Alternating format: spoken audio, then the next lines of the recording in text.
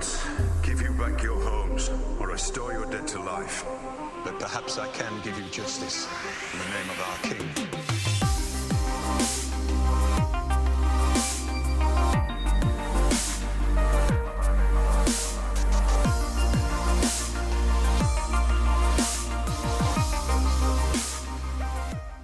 Hey everyone, today I have been constantly thinking about one of the things I am sure will help win the battle for the Dawn, Valyrian steel.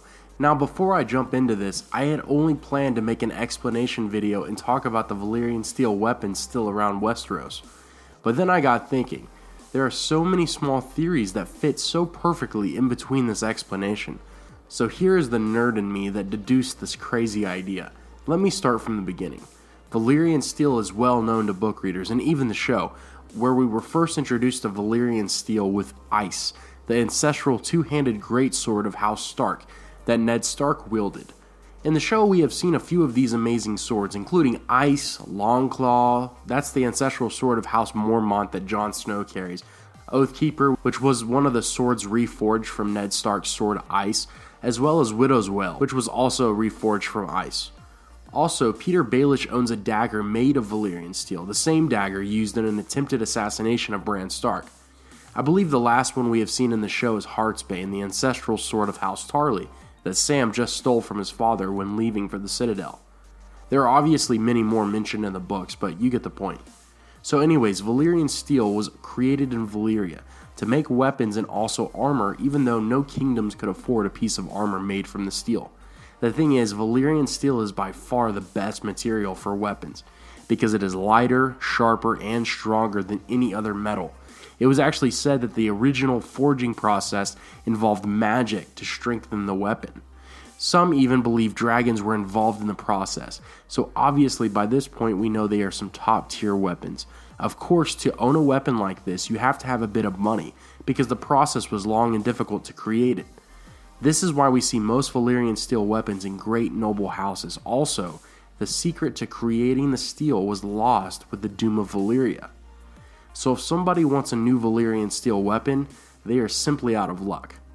Now, the steel is rare, very rare. I mean, there could be tons of Valyrian steel weapons hiding in a dungeon somewhere, but it definitely isn't public knowledge. Though, there is a book in the Citadel called Inventories that a Maester wrote stating that there were 227 known Valyrian steel weapons. But the current count is definitely not 227 because many have disappeared from their last known locations. It's funny though because Maesters seem to have tabs on just about everything, and it's even more interesting that at one time they had an inventory of every Valyrian steel blade in the realm.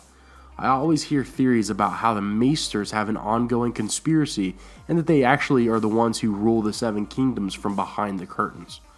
So anyways, why is this important? And really, is this even a necessary subject? Well, from what we've seen so far, both in the books and in the show, there is a significant role for Valyrian steel.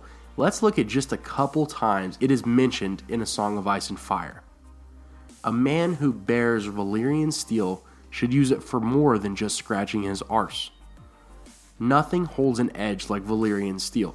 Valyrian steel blades were scarce and costly, yet thousands remained in the world, perhaps 200 in the Seven Kingdoms alone. So this shows that Valyrian steel is definitely more than just extra fluff to the story. Oh, and remember Hardhome? Jon Snow turned the White Walker into ice dust with his Valyrian steel sword Longclaw. Yeah, it's apparent they will play a bigger role in the end. So let's think about this for a second. Sam is at the Citadel.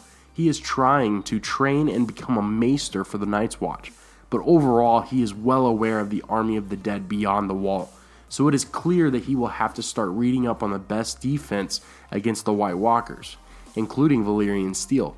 I have always thought he would come across the book Inventories and find the last known location of 227 Valyrian steel blades. Since the show really speeds up timelines, especially lately, he could tell Jon, the king in the north, to send some men to search out the blades, along the way possibly finding a whole stash of Valyrian steel. There will obviously be some sort of alliance with Daenerys and Jon in the end, and since dragons were possibly used to make Valyrian steel, Rhaegal, Viserion, and Drogon might be able to help forge some more. Now this next part has neither textual or show evidence, but I would love if this happened. The secret of creating Valyrian steel was lost, but not the ability to reforge blades. The process required a master blacksmith, and they were apparently able to maintain the magical properties of the weapon when reforged. Well, who would be a good enough blacksmith? Now, just because I am a fan before a realist, I want to say Gendry. Gendry always had a special ability for blacksmithing. I mean, it's what he's known for. It would be cool to see. That is all. There is an obvious reason George R.R. Martin has included the creation of Valyrian steel, and that he noted the loss of the process to create the magical metal. I know something will happen to at least bring some form of resolution to that storyline, at least in the books. I know we get a little carried away with our theories sometimes, but the evidence is there. Overall, I'm sure the novels will resolve these theories either right or wrong, but as for the show, and the time constraints with 13 episodes left, we may not see any bigger role for Valyrian steel. Anyways, let me know what you think about the future of Valyrian steel, and what impact it might have in the battle for the Dawn. Thank you so much, everyone. I cannot say that enough. We have just hit 50,000 subscribers. I started this channel last month with a video about one of my favorite theories. I did not think it would go very far. I just wanted to share my ideas as a fan with others in this community, but you have all impacted my life so much in a short amount of time. Thank you once again for the support. I will continue to improve my channel, and I hope you are willing to stick around. Thanks for watching. Please drop a like if you thought the video was entertaining, and I will see you tomorrow.